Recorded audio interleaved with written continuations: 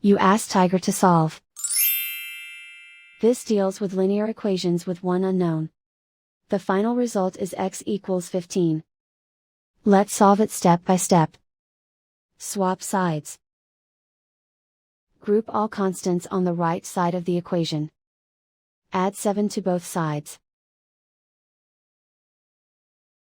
Group like terms. Simplify the arithmetic.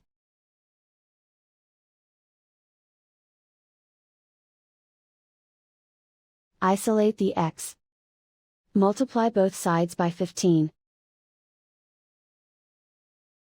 Group like terms. Multiply the coefficients. Simplify the fraction. Remove the ones. And so the final result is x equals 15.